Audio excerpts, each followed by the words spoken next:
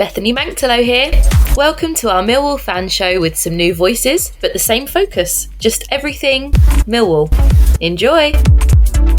Well, welcome to the 2023-24 series of Millwall No One Likes Us Talking, our Millwall fan show.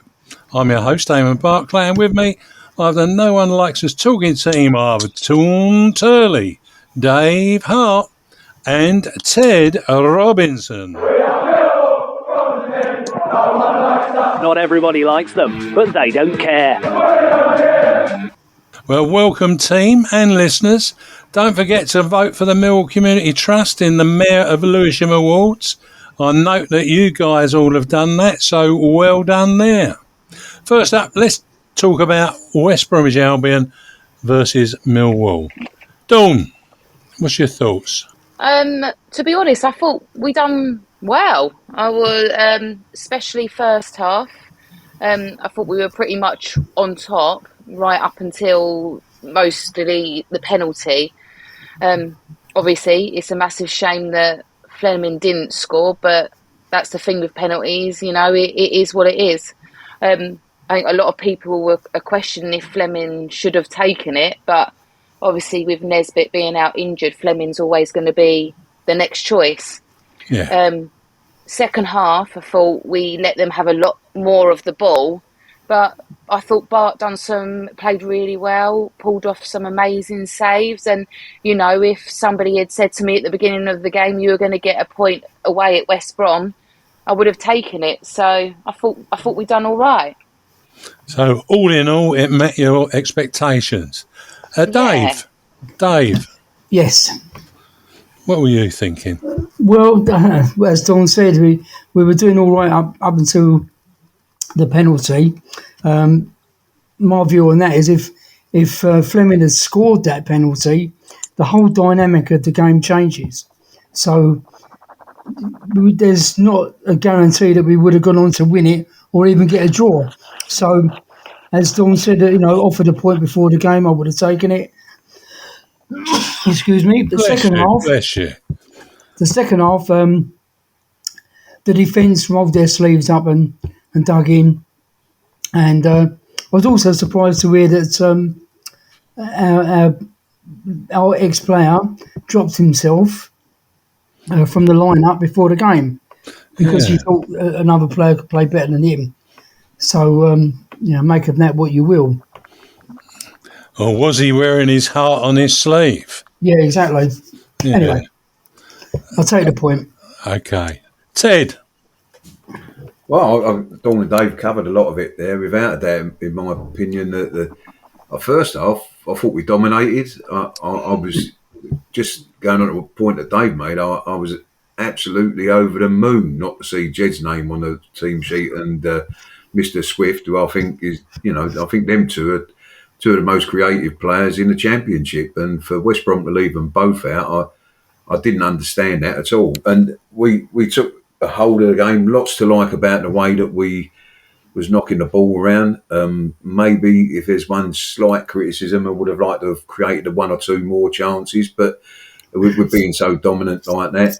But also, I was just as impressed with the second half, because sometimes in this division, you have to throw your body on the line and you have to dig in and you have to, especially at sides like West Brom, they're not going to lay down all game, all 90 minutes. They're going to come at you at some point. And I was impressed for different reasons with both halves, if you know. Of course, we all say about the penalty, it's easy to say he shouldn't have taken it, but if I remember rightly, wasn't it Zion Fleming who scored the all-important penalty at Blackpool? So, some go in, some don't. I always say, as long as you hit the target, as a penalty taker, you've done your job, and the keeper guesses right sometimes and saves it. So I wouldn't be too critical with him, but I would have thought at least 1-0 at half-time would have been a fair scoreline with that. And lots of good performances out there. And this is a team, in my opinion, that's new. We've got Denori and Campbell in the middle of the park now that, they're finding their feet and finding themselves as a team.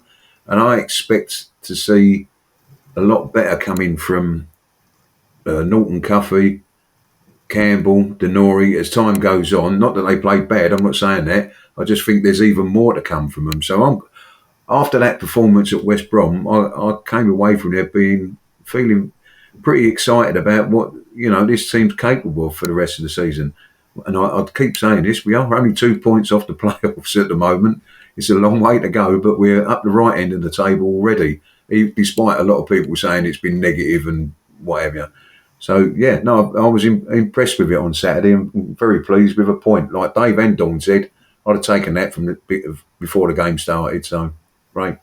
Yeah, ain't too bad at all, is it, really? It was a good turnaround and they've done a good job. And sometimes it's tougher when you miss a penalty to hold on to your grip on the game. But we did. So, yeah, a good point brought back from Birmingham. Anyhow, we'll take a break there and hear about our sponsor, G&M Motors. Hi, this is Jess Tuffield from G&M Motors. Operating from a modern and purpose-built facility in Milton Road, Gravesend, G&M Motors offers a complete range of new Honda cars and services. As well as new Hondas, we have an extensive range of used cars, including ex-Motability cars from a variety of manufacturers. Specialising in new Honda cars, G&M Motors has been retailing quality new and used vehicles to the people of Kent and South East London for over 4 decades. We have been a Honda dealership since 1972 and are the country's longest serving supplier of this renowned marque. Conveniently sited just 2 miles from the A2, 10 miles from the M25 and Dartford Crossing, visitors to our showroom are assured a warm welcome from our experienced and friendly staff. Our facilities include an on-site workshop capable of providing full vehicle servicing and repairs, as well as an extensive parts department offering genuine Honda parts and accessories. The expertise of our skilled mechanics is not limited to just Hondas, but extends to most makes and models of motor vehicles. Whatever your motoring needs, visit us at G&M Motors today. The newly extended hours of our G&M headquarters means that you can contact us from 8 a.m. till 6 p.m. on weekdays and 9 a.m. till 6 p.m. on Saturdays. To contact us, call us today on 01474 365 026. Thank you, Jess. Debbie Julian's here. Don't forget to call Jess on 01474 813562. G&M Motors have been dear friends with the Julians family for over 4 decades now. From my dad Lenny to me, Debbie, Lions together. I'm your host, Eamonn Barclay, and with me I have the No One Likes Us talking team of Dawn Turley, Dave Hart and Ted Robinson. Many thanks to our sponsors, G&M Motors. Why not go along and see what they have on site at their Gravesend unit. Our first guest hails from London. He has been at Millwall since 2018.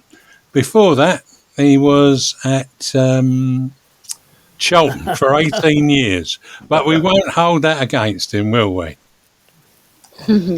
There was a few laughs there. Okay. You struggle to say that. Yeah. Before that, he spent 6 years working in MLS League in America as an under-16 coach for Tampa Bay Mutiny. He's a qualified UEFA A licensed coach and was an FA tutor for the last 10 years, which took him around the world to places like South Africa, China, Spain and Holland, delivering FA coaching on behalf of the FA. What more can I say but to introduce the one and only CEO of our Millwall Community Trust, Sean Daly. Good evening, everybody. Evening, Sean. Hiya, Sean. Evening, Sean. Sean, it's great to have you on the show once again. But before I let the panel speak with you, 10 years as an FA tutor going around the world must have been an amazing experience. But there must have been some funnies along the way. Well, I did all my coaching badges and then the FA contacted me and said, would I like to become a tutor? So I was delivering level 1s up to level 3s in the UK. And then there came up some options to go abroad and deliver the FA level 1 and 2. So I went out to China and did a course. Went out to Africa just before the 2010 World Cup and went out there about 8 times. Wow. Holland, just loved it. And then I just done loads of FA level 1s and level 2s in the UK. Funny moments, I did level 2 for Jimmy Bullard. Oh. And he turned up with like slippers on, like shoes. And he was like, and I said, no, you need to put boots on. He went, no, I'll be all right in this. I was like, no, you got to wear proper boots. And he was like, no, I'll be all right in shoes. I'm all right. The best player on the pitch by a mile, but he's funny. When I was out in Africa, we did a lot of work in townships. Yeah. But one of the courses we did was at a university. Halfway during the week, the people that own the university said, look, when your course is going on today, we're going to have some visitors come over. Is it okay if they come and have a look? We've got a country coming over that's going to use our university as their base for the World Cup. Are you okay if they come over and have a look? I went, yeah, no worries. So thought nothing of it. Session's going on, and then the whole session stopped in the afternoon, and they brought this entourage over, and it was Maradona. Argentina were going to use that university as their base for the World Cup, and he come over and he was joining in. And wonderful. They were some brilliant things we had. And another one in Africa, we did some work in the township, and we did it on, it was called like Sheephead Park or something. Right. And I kept saying, well, why is it called Sheephead Park? And everyone was like, oh, you'll know later. And then in the afternoon, the whole place got covered in smoke, and they were cooking the sheep outside the park, and it just filled the park. But no, I had a great time. I met some brilliant people, some brilliant coaches, and I just loved doing it. I did. Did you enjoy eating the turtles out in China? That was quite a funny one. It was Charlton had signed Zenzi, who was like the Chinese captain at the time. Yeah. And he took us out to an international school out in China. Yeah. And we did a coaching level 1 out there for a week. But no, it was great. It was really good. That's good. Yeah, that was my experience of China, getting a turtle claw on a plate, and I just didn't feel like eating it. But there you go. That's life. Hi, Sean. Dawn here. Hiya, Dawn. The profile of our Millwall Community Trust has just grown and grown. Your commitment figures high in that growth profile. But what else has made the trust so visible and engaging? First of all, I like it when you say our community trust. I like that because that's what I want the fans to have. It's not my community trust or my staff, it's the club's, it's ours. I've got some unbelievable staff. That's what's made it so good. They all just want to help the local community. And what we've done for the last 3-4 years is just go out and empower people in Southwark and Lewisham. And then I think people are beginning to notice what we're doing now, which is something, we're not there to get accolades or to get noticed really, but people are looking there going, what an impact we make. I think that's helped just having the right staff and the right people, and then the right people talking about us. And I think that's what I want people to know Millwall for, is great on the pitch, but we've got a great community trust as well that goes and helps and supports the local community. Evening, Sean. It's Dave here. Hi, Dave. The trust has been nominated for the Mayor of Lewisham Awards again. Well, congratulations on that. Can you tell us and the listeners what it's for and how we can help? I don't know much about it. I got a phone call off one of my friends on Tuesday who said, I've just voted for you for the community awards for Lewisham. So I went, I don't know anything about that.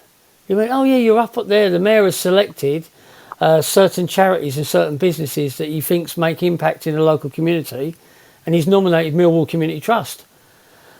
So I went on it, had a look at it, and what the mayor has done, he's chosen organisations that have really influenced the borough and made impact in the borough. And we're up against 5 other organisations, and they're all great organisations. They all do great stuff in there.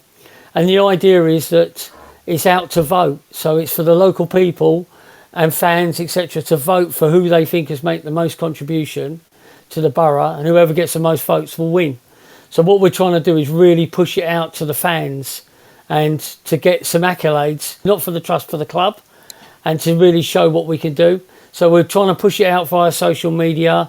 I think the club are going to go out to the fans database. Billy Mitchell did a video saying go out and vote for us. And it'd be just nice to be recognised for the work we do, but especially in Lewisham. We do a lot of work in Southwark, and the relationship with Lewisham has not always been great. But in the last 3 years, I'm hoping as a club we've changed that. And to be nominated by Damien for this sort of award is great for us. If you could get everyone to vote for us, that'd be great. Yeah, I know that most of us on the show, we've done our bit, and we should. Well, I think we all have been pushing it amongst our friends. Brilliant! Thank you very much. So good luck with that. Yeah, and I just think it's great for the club. You know, where we were 5-6 years ago with Lewisham Council, it's totally changed. You know, we're a big part of Lewisham, and they know that. And to be actually nominated by Damien, you know, and the mayor for this is brilliant. Yeah, and Stan's been putting messages out across every social media outlet that he's on. So be sure that he's getting it out there for you, Sean. And thanks very much, Dan. And go easy on him on the Santa run when he's there with Ted. Are they doing it this year? Well, Ted's here. You can ask him now. I've still got the outfits from the last 2 years sitting there with the names on it. Yeah. You might need to let my one out a few more inches, I think. Sean, but let me just say, look, even I've voted for you. I've found out how to do it and done it myself. So anybody listening, there's no excuses, because if I've voted, everybody can do it. And it's a worthy vote without a doubt. But thank you. Anyway, Sean, it is me here, as you know. I was interested to see that not only did we, Millwall, have players representing their country, probably more than we've ever had, I think, in the last international break, but we also had, and this is brilliant, a Millwall Community Trust AP tutor, Joey Taylor, called up to play for Montserrat. I mean, what an honour that must be for him and the trust in that respect. It was not the first time either, I understand. So can you tell us a little bit more about Joey and is this a rarity for any UK trust employee to play for his country, Sean? Do you know? I've never heard of it before, but Joey's a young lad that's come through. He's come through the community trust. When I first came, he was just a coach for the trust. But when I look more into Joey's actually came through the project. So Joey used to come on football courses. Played a high level, was at a couple of football academies, including Millwall's. And then he came on to our post-16 football academy. And then he came in as an employment as a coach. And now he's a full-time AP tutor.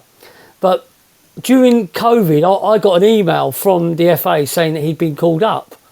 And I thought it was a bit of a joke. And I contacted him and he went, "Oh, no, I do. I get called up to play international football." And so it's a joke I have with him. I go, "I got another letter from the FA saying you've been called up." He went, "Yeah."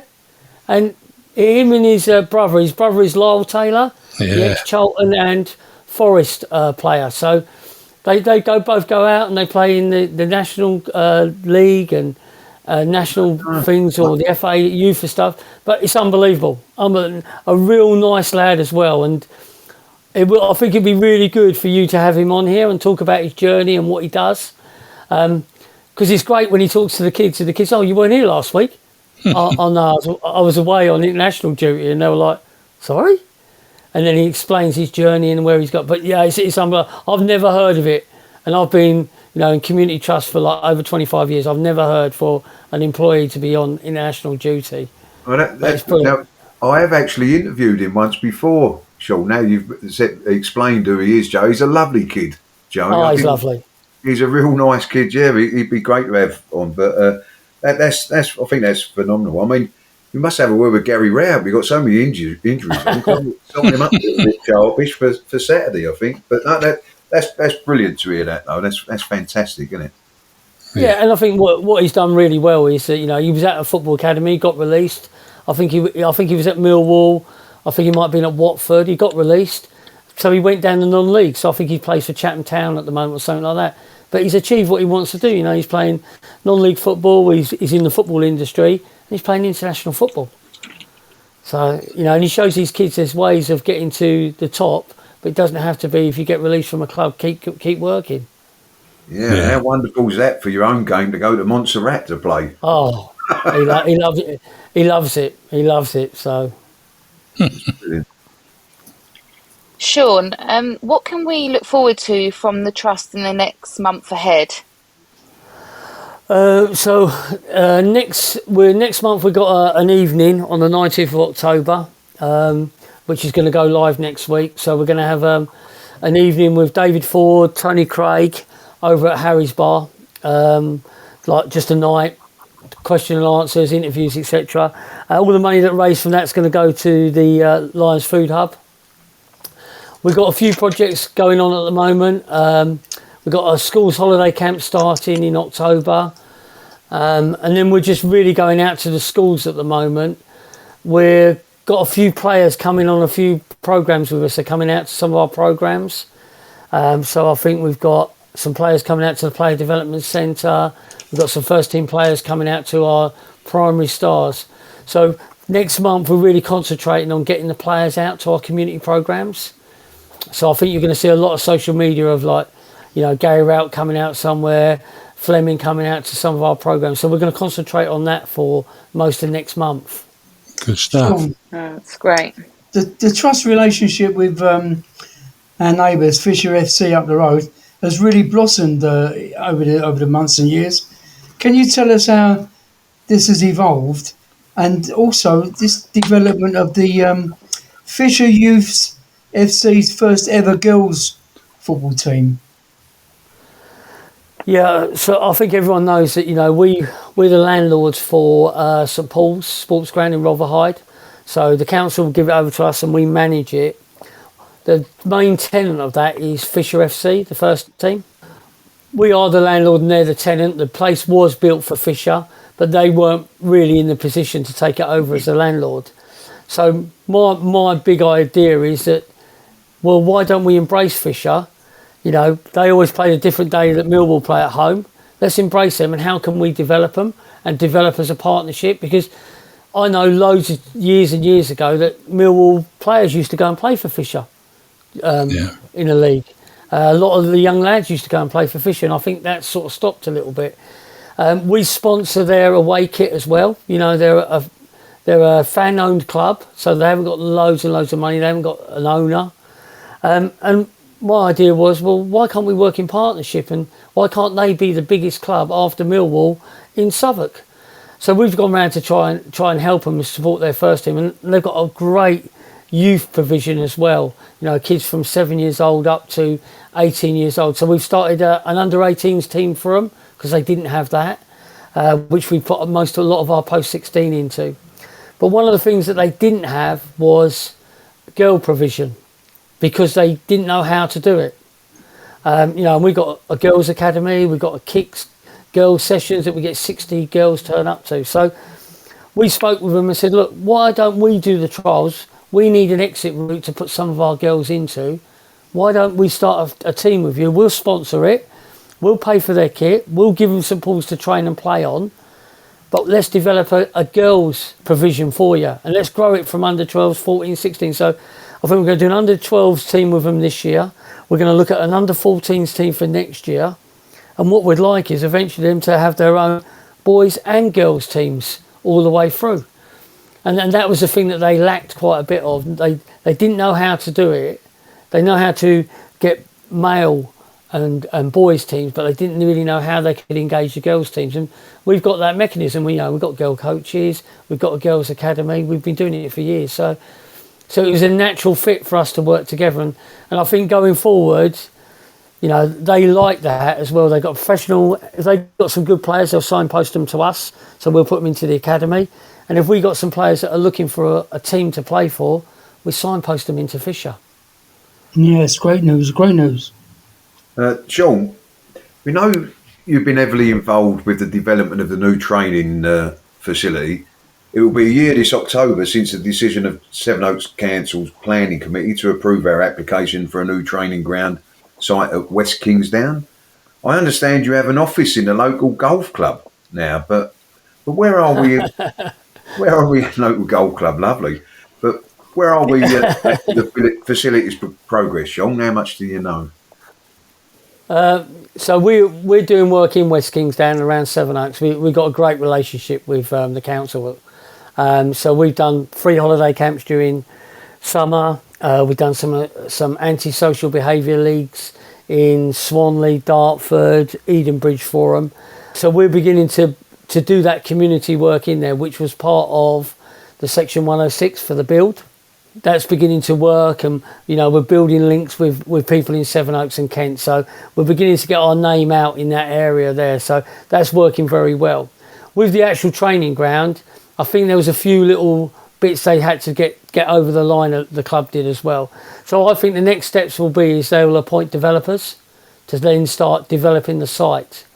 That takes a long time because you get your planning permission, you get your Section 106, you get your community plan, which we're delivering now. The next part is the finance and to appoint the developers. But you've got to go through a fair process to get those developers. You can't just say, I'll have these ones. You need to put it out to tender and then people come in and tender. So that's where it is with it, I know, at the moment. Have you proposed to keep your office in the golf club, Sean? Well, it's not my office. I noticed you said my office. It weren't my office. They've been very supportive with us, the London Club. We have a base out of there if we want to use it. We haven't really used it very much because I don't think if I put the lads in there, I'll never get them out again. So we've used it for different bits like storage. We're going to have a few more events over there as well. But really at the moment, we've got our staff coming into Sevenoaks, doing stuff and then dropping out again. So we've had people like Peter Sweeney doing stuff in like the holiday camps and some of that staff. But our next point is, I think within the next 4 or 5 months, we will be trying to appoint a Sevenoaks officer to literally go and start saturating the area. Fantastic. Yeah, absolutely, isn't it? Eh? Yeah. Well, and I think that'd be nice, a little office down at the golf club there. You can go out in the morning and then look out the window in the afternoon. Yeah, be brilliant, absolutely brilliant.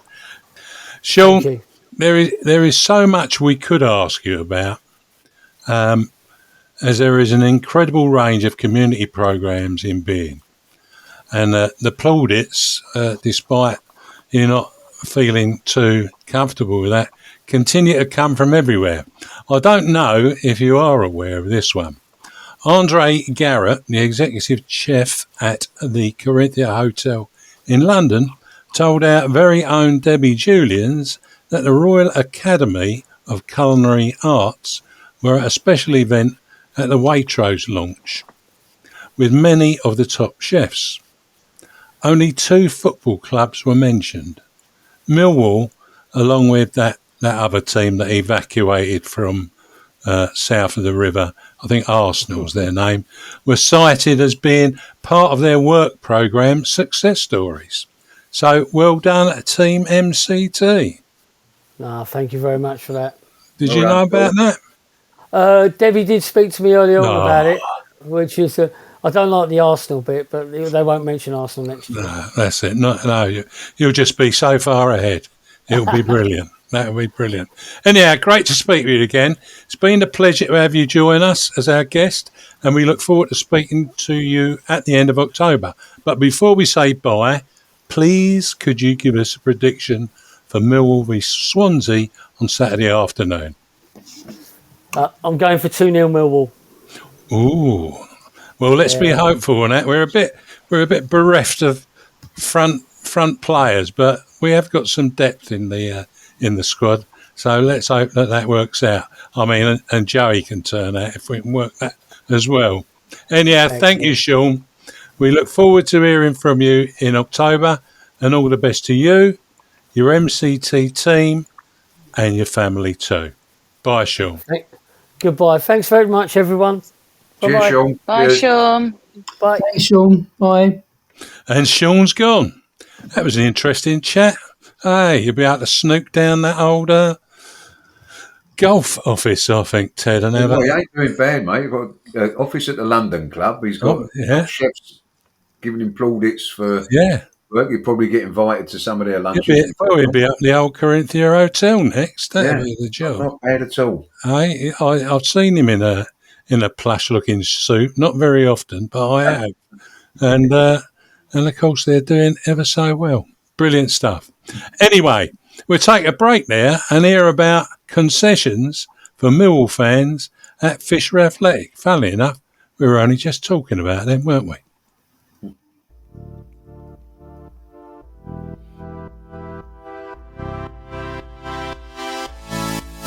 Hi, I'm Paul, a Millwall and Fisher FC supporter. There's always been strong links between our clubs, and as such, Fisher FC would like to remind Millwall season ticket holders and supporters club members that entry to watch Fisher is just a £5 if you show your card at the gate. I'm your host, Eamonn Barclay, and with me I have the No One Likes a Talking team of Dawn Turley, Dave Hart and Ted Robinson. Check out the Fisher fixtures and see when you might get along. Anyhow, let's hear from Ellis Barr. I'm so impressed with her progress. There she was not only a couple of weeks back or so as a bridesmaid. She looked lovely, and I can't believe that she is at senior school now.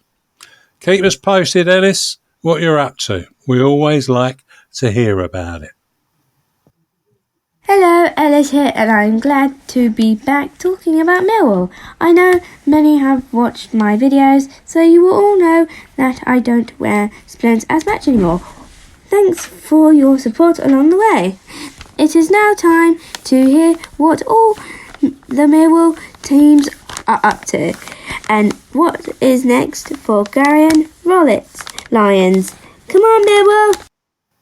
Yeah, come on, Millwall, and come on, Ellis. Brilliant that you don't have to wear splints anymore and that you're getting round very well.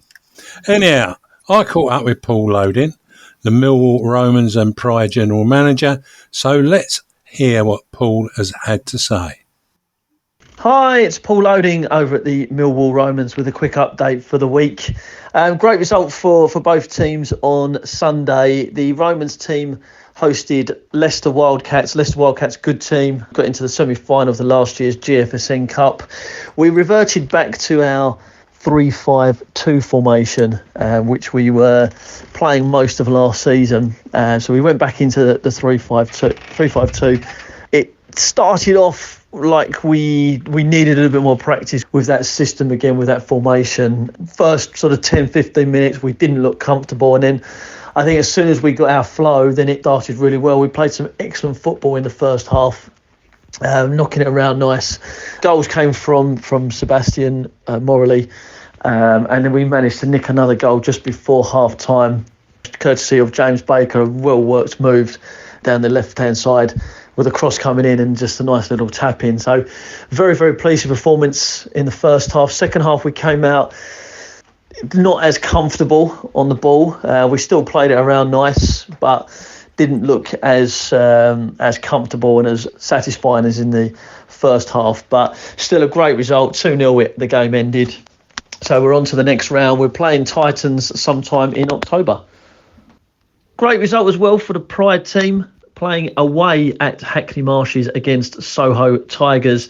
They've really found their form this year, Pride, coming away from the game, beating Soho Tigers 5-2, with goals from Tom Baker, David, the centre-back, our new player Noah, with his first game of the season for us, player manager Andy Dolan, and striker John Goodyear getting the final goal in there. So it's a great result for them. Quick update for this week. We're both on a break, both teams on a rest day before both back in action the week after. Back at the Den this week for Millwall, the Millwall team against Swansea.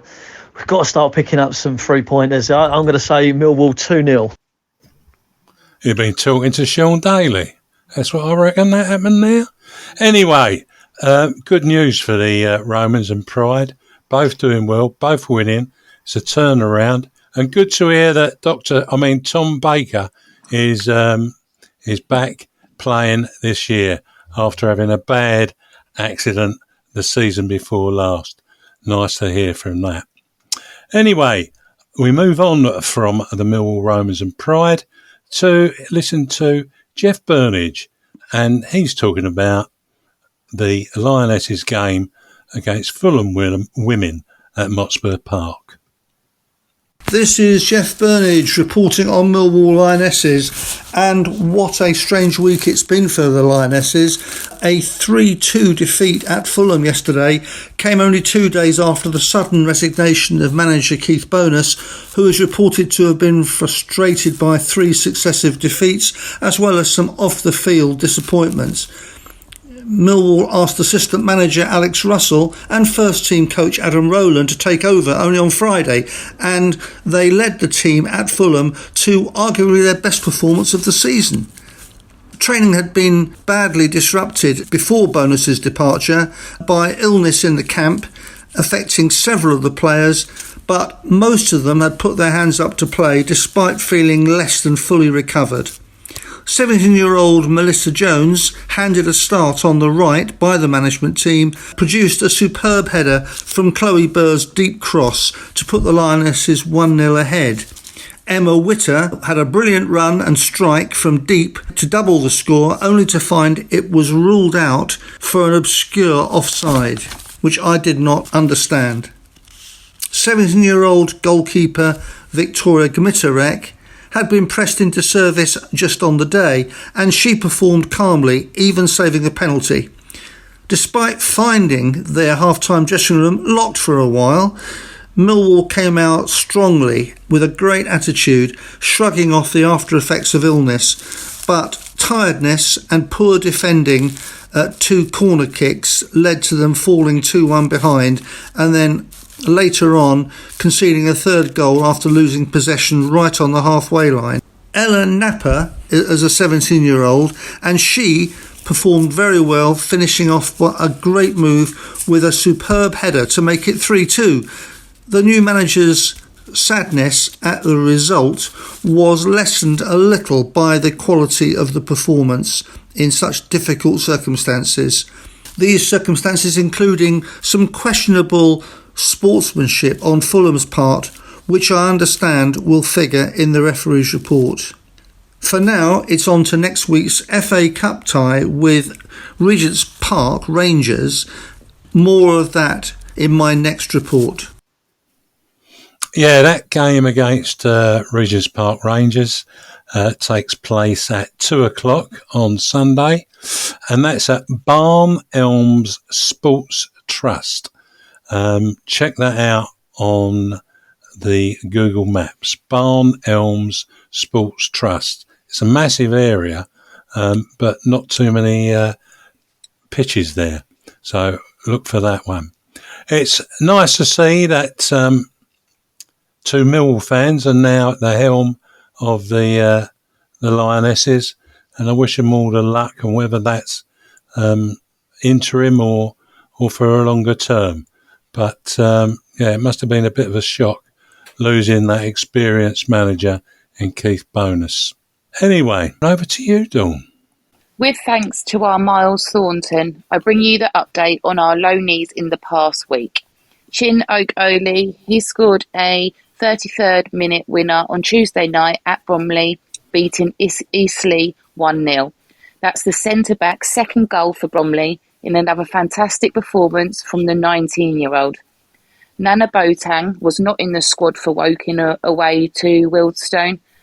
Abdul Malik played 55 minutes of Wealdstone's 1-0 win over Woking, while Kyle Smith played the full 90 minutes of that game. Alex Mitchell played the whole 90 minutes for Lincoln City in the EFL Cup against West Ham on Wednesday night. Alex even managed to put the ball into the back of the Hammers net in the first half, only for it to be ruled out offside following a long throw. Sadly, Lincoln went out to a single goal against them. Joe Wright was an unused sub in Salford's 4-0 loss at home to Burnley on Tuesday night. That sums up the fortunes of our players on loan. Thanks for that, Dawn. Yeah, I feel sorry for Joe Wright. He's not much use up at Salford, just keeps the bench warm. I hope he gets some experience from it, however that is. Next up for the Lions, are Swansea City at the Den this Saturday. The last time we played them in March this year, we defeated them at the Den by the odd goal in 3, thanks to Bradshaw and that great penalty striker, Volshammer. We might get him back, I think, for the penalties. Back in August last year, we dug deep for a 2-2 draw in Wales with their help in providing 2 own goals in the 93rd and 95th minutes. Can you remember that? I couldn't believe it. The Swans earned their first win of the season against struggling Owls, and will look to show further progress on Saturday when they travel to the Den. It was good to get the monkey off our backs and get their first win, manager Duff said. But we know we have not arrived because we have just won 1 game. This is a tough league and there is still a lot of hard work and a lot of improvement to come from us. For us, we've lost just 1 of our last 5 in the league, but we will be without Bradshaw, Wallace, Sarkic, Hutchinson and potentially Nesbitt and Honeyman, although there's a bit of a buzz that Honeyman might get on the bench and give us 20 minutes somewhere. And the story around Nesbitt is not at all clear, so we'll have to see what happens on the day. So, considering all of that, what do we reckon, team? What do you think, Dawn? We need to try and get another win at home. It's obviously really not ideal going into Saturday with potentially 5 of our first team players out injured. Swansea, as you said, they got their first league win on Saturday against Sheffield Wednesday, so I think that they're going to be on a high from that and wanting to obviously carry on that winning streak. But I think it is a good chance for some of our players to come in and get some time. I'd love to see Amaku and Esse start together, and also Harding with Wallace being out. I think he could potentially, it would be good to see him start too. Yeah, I think my thoughts were in that direction as well. So, Dave, what about you? Well, the 3-0 win by Swansea against Sheffield Wednesday the weekend was a good performance, a really good performance. But, this game we've got this weekend is going to be a different kettle of fish. We're obviously without players. I can't see Imeku starting on Saturday. I think it'd probably be Watmore. That's my view on that. But they've got Jamal Lowe up front and Matt Patterson, who's a bit of a midfield dynamo. So it's going to be a bit of a good game, but it's probably good for the audience and not good for the supporter. Okay, Ted? Yeah, I mean, yes, we've got injuries, and it don't look good on that front at the moment. And anybody that takes away your 2 strikers, you're going to be struggling a little bit, no matter who you are, I think, unless you're Manchester City, of course. But I mean, there is options, as you say. Harding could come back in, and you just obviously you could move Longman up. I've heard that Longman can play across the front line. You bring Joe Bryan in on the left, so Harding could sit in there in between Cooper and Leonard. So there's an option there if he wants to go. He could go like he did finish at West Brom with a back 4. But I mean, Longman I've been impressed with, and he does look like the type of player he could play anywhere. But I think he'll probably go with, like Dave was saying, Duncan Watmore. I think he'll get a run out.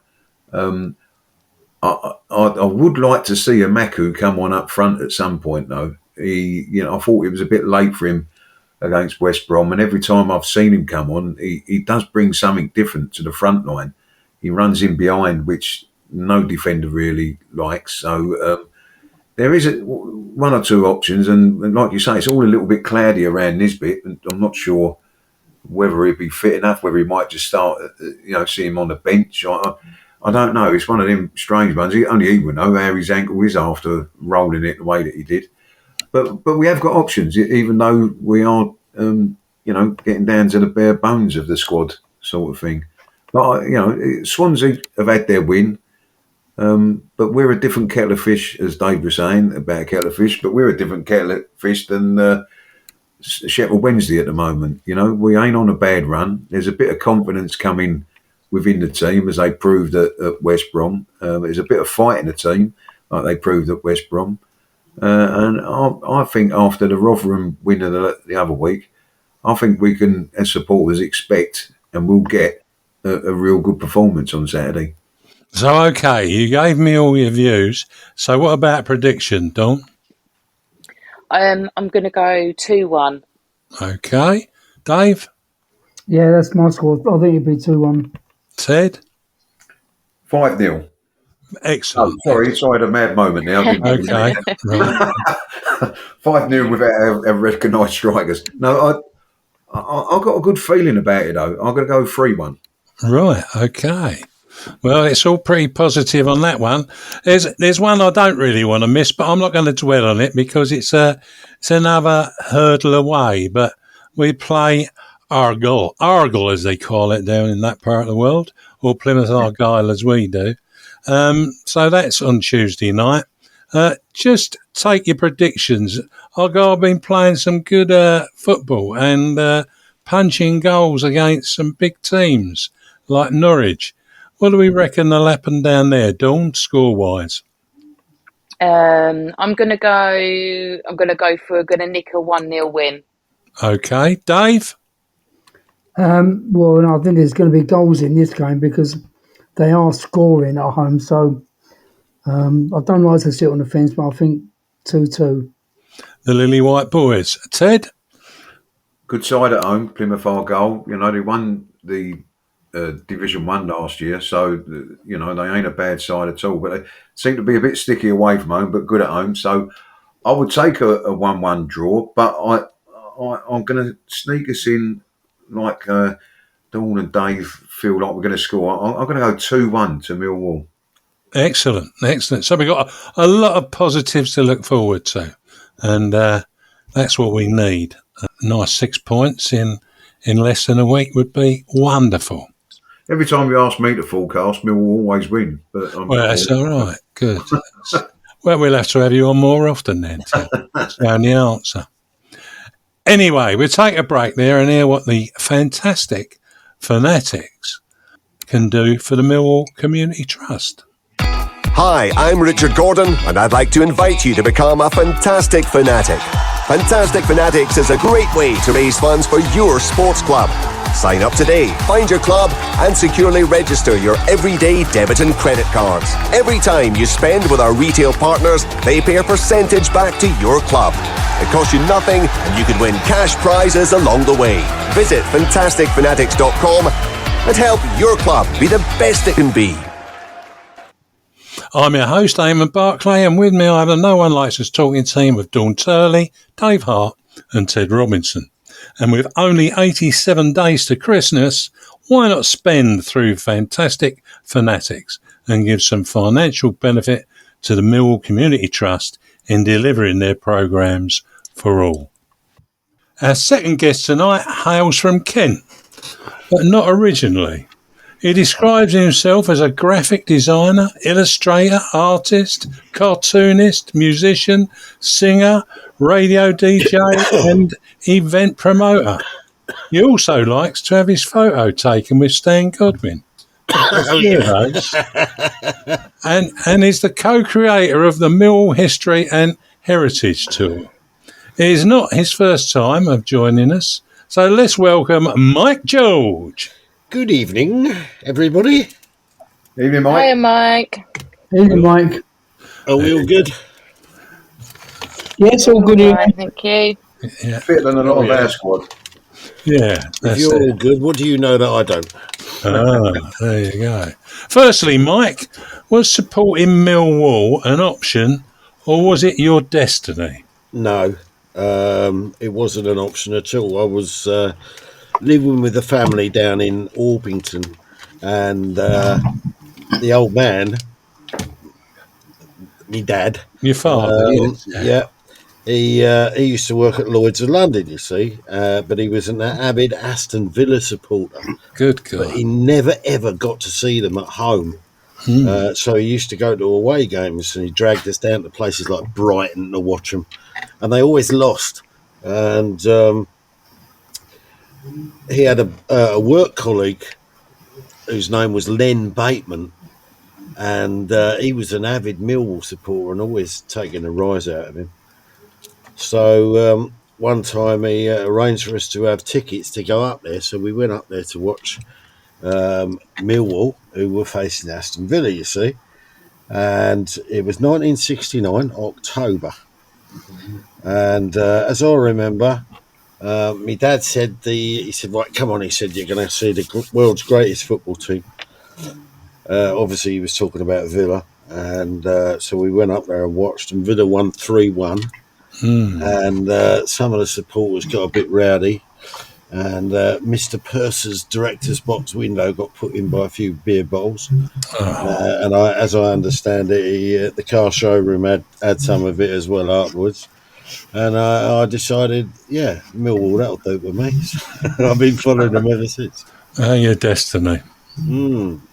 Hi, Mike. Dawn here. Hello. It's 30 years at the Den, and you will have attended many games there. But what is your standout game from that period, and why? I don't know. There's been so many, but and I can't remember the ones that I really. We did have somebody there, and we beat him about 3 or 4 goals, and I can't remember who it was, and I've been racking my brains because I sit in Block 10 on the CBL. At the time, Neil Harris was in charge, and we were doing really, really well. And none of us could believe that we were in a position that we were in. And we had this feeling every time that we went to the ground that Millwall weren't going to get beaten. And sure enough, it just kept going. And everybody just wandered onto the CBL to their normal seats and whatever. Everybody had grins on their faces. And I just remember turning around to the guy that I normally sit with, Lord Attenborough, if you know him. Kevin Allen. I was the one that actually named him Lord Attenborough, because the first time I met him, I said, "Oh blimey, it's Dickie Attenborough," and I just remember turning around to him and said, "This is great, isn't it?" And it was a full house, but I just can't for the life of me think of the game that it was at now. But it was towards the end of that particular season, so the season afterwards, Neil decided to move on, but I can't remember the game. My mind's a sieve like that. Well, that's okay. Ted. No, Dave, sorry. Hello, Mike. Right, it's Dave here, alias Ted. Hello, Ted. Dave, whatever. Dave. I'll sit in block 10 behind you and the illustrious friend Dickie. He always waves to me at match days when he goes. Anyway, this season we've had a bit of an indifferent start. But we still find ourselves in the top half of the league. What do you make of it so far? Right. I've been looking forward to this. Rowett has got a really, really good squad together, okay? And one of these little things that he's always going on about is, look, we can't play expansive football because if we did, we'd get absolutely hammered. Well, the last couple of games, only in little snatches, you understand, but we have started to play like that. We started to knock the ball around in midfield. It's like 1 and 2 touch football.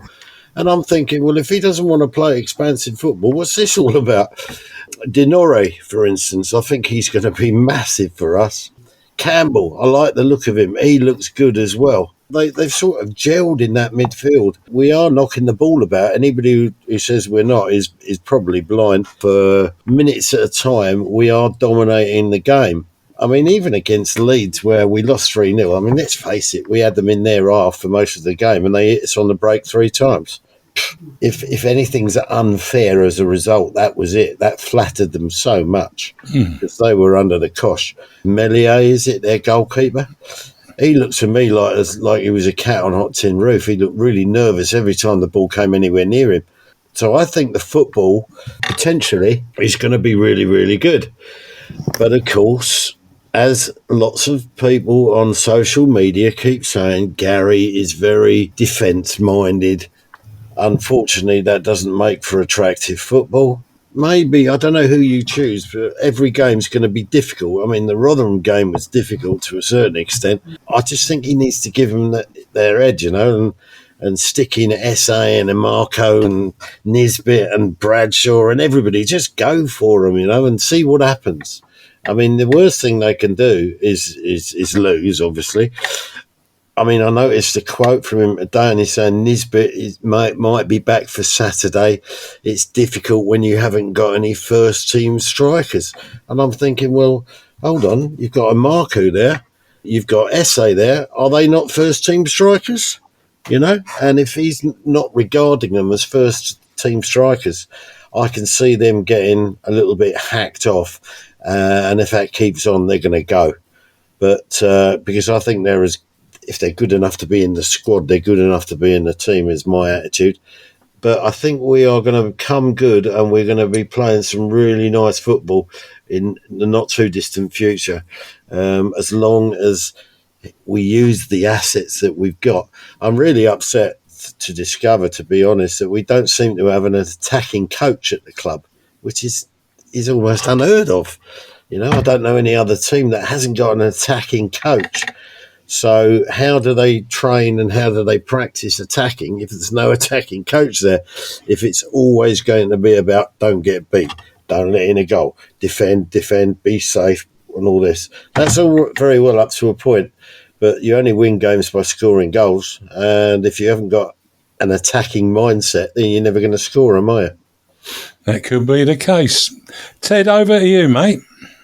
Hello, Mike. It's Ted here, or alias Dave, or I'm Dawn of a weekend, but don't tell anyone. Is that short for something like Trigger or whatever? I'm interested to hear fans' thoughts, and you started mentioning about the young players there, like Roman SA and Adamo and Marku. Will they become regular, do you reckon, in the current crop, or what do you think? I don't know. I mean, when Gary Rowett turns around in a quote and says that Nisbet might be back for Saturday and we haven't got any first-team strikers, what? I'm just wondering what he thinks of them, If he doesn't think of them as first-team strikers, and given that the publicity that they've had and every time they come on, the crowd lifts, and we've got people who can... a couple of young players there who play without fear, and they start attacking the opposition. I watched the pre-season friendly at Gillingham, and he played SA in midfield. He was brilliant. He was absolutely fantastic. He was involved in everything. He was setting things up, knocking the ball about. His distribution was good. And I'm thinking, well, he hasn't played him there since, and so what's going on? I don't know. If I was a young player and I'd broken through to the first team squad, which SA has done, and Marco was only out because he was injured. Now he's back in. We know what he can do. He's fast. He scores goals. If I were them, I'd be seriously thinking, well, where do I fit into all this, And if I don't fit into it, then I wonder if I'd fit in somewhere else. Well, that's one of my frustrations, Mike, is a little bit of what you're going on about there. Is a Maku, to me, is just an out-and-out striker. He's 21, that sort of age, but I don't want to see him playing as a wing-back. I don't want to see him out wide. SA's a different character altogether, but I want to see a Maku down the middle.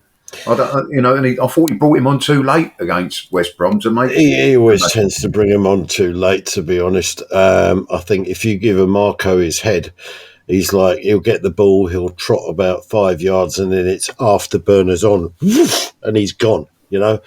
Nobody catches him. He's so fast, it's unbelievable, and it's a joy to watch. I just wonder if some of these players, come to the club and then realise where they're quite good. I mean, Norton, Brook, Cuffy, if we ever got anywhere near those playoffs, we need to be looking at him and saying we need to buy him. He is absolutely spectacular when he gets going. He'll go into a tackle. Yes, the ball will bobble around his feet, but he seems to come out with it every time. I wonder if they're being stifled with the system that Gary Rowett is putting on them. Well, we can only watch and look on to that, Mike. Just a couple of corrections there, guys. Adomo Imaku is only 19. Let's hope he does come through and both of them can shine. These players are the ones who are our future. And I think we need to use them. They are diamonds. You've got to nurture them. But that doesn't mean sit them on the bench and let them gather dust. They should be on the pitch. We'll wait and see what happens, as I said. Anyhow, last question, really. Swansea City at the Den on Saturday. What's your prediction? I don't know. Yaki da boyo. I think that's a terrible Welsh accent. Sounds like Pakistani. I've gone for 2-0. Yeah, you're not the only one. I can tell you that. I think they're not travelling well. They're not playing that great, and they're one of these teams which I think we can match and beat. And I think if we're on our game, we bring our A game, and we go out there and have a go at them, we'll beat them. We'll make it happen. Thanks, Mike. It's been great to hear from you once again, and we wish you all the very best.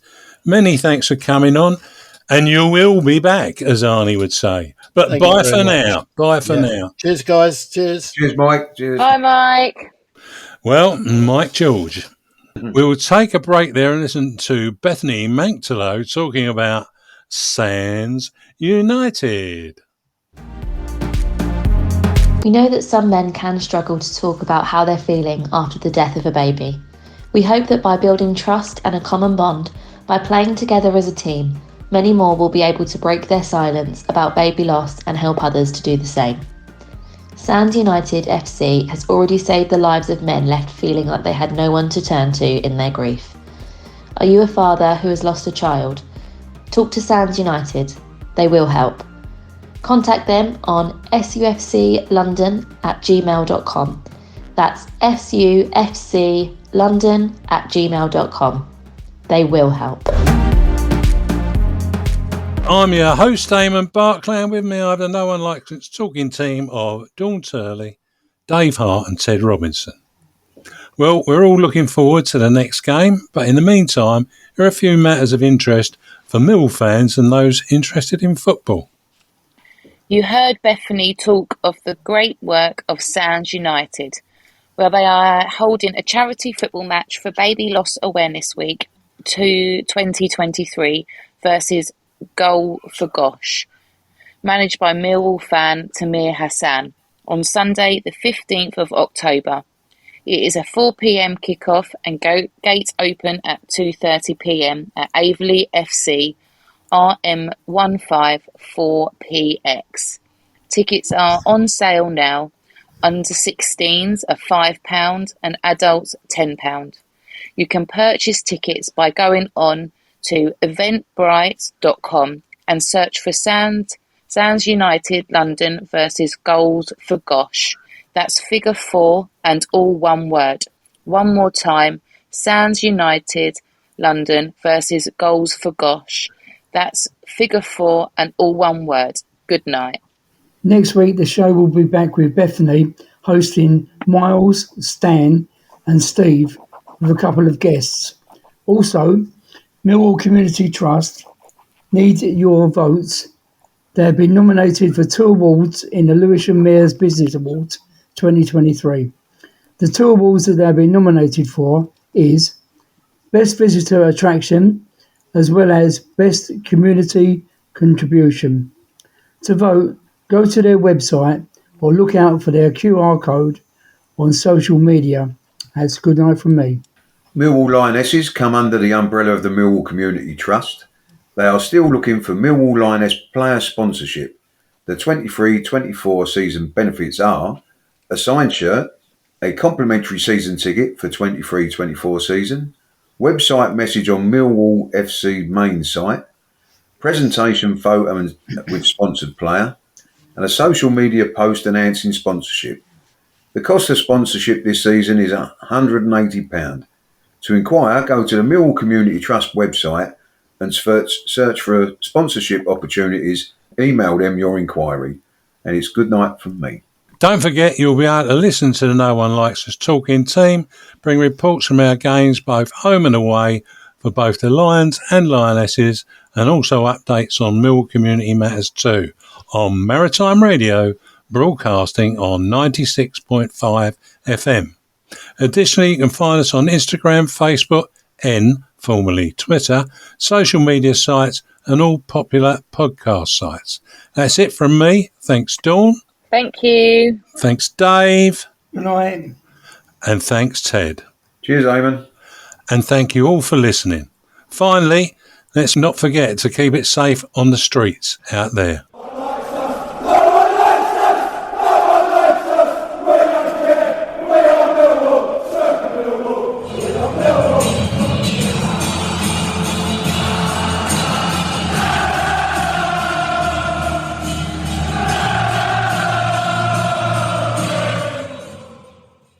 Our Millwall Fan Show is sponsored by G&M Motors of Gravesend, Honda dealers and much more. Thank you.